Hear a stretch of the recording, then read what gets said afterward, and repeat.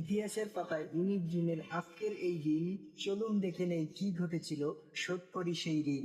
1968 সালের এই দিনটি ছিল দেশের ঐতিহাসিক এক ক্ষণ। ঢাকা সেনানিবাসে শুরু হয় এক বিশেষ ট্রাইব্যুনাল গঠন। শেখ মুজিব ও অন্য সবার দেশদ্রোহী মামলা হয় আগরতলা ষড়যন্ত্র মামলা নামে, যা ইতিহাসে লিখে রয়।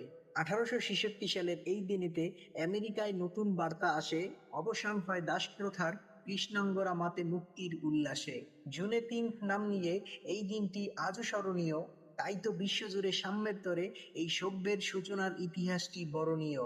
1961 সালের এই দিনেতে আরবে ভাঙল ব্রিটিশদের জাল, মুক্ত স্বাধীন দেশ হিসেবে মানচিত্রে কুয়েত ধরল হাল।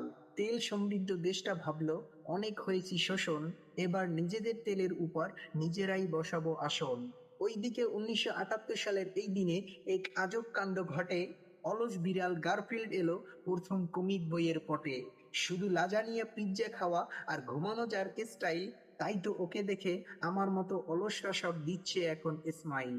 ভারতে 1970 সালের এই দিনেতে দিল্লির এক ঘরে জন্ম নিল রাহুল গান্ধী, পরে কংগ্রেসের হাল ধরে। আজও যিনি বউ ছাড়া, মিমসেও যার মেলা জুড়ি, রাজনীতির মাঠেও তিনি চিরকালের তরুণ পাপ্পু কান্ডারি।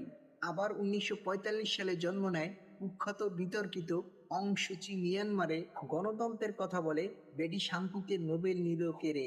নিজ দেশের রাখাইন প্রদেশের মুসলিম রোহিঙ্গাদের দিল না কোনো ঠাঁই, লাখো মানুষ বাংলাদেশে পাড়ি জমানো তার শোষণে হয় নিরুপায়। প্রতিদিনের এমন ইতিহাস শুনতে যদি চান, ফলো বাটনে হিট করে কমেন্টে সালাম জানিয়ে যান। সাবস্ক্রাইব বাটনে হিট করে কমেন্টে সালাম জানিয়ে যান।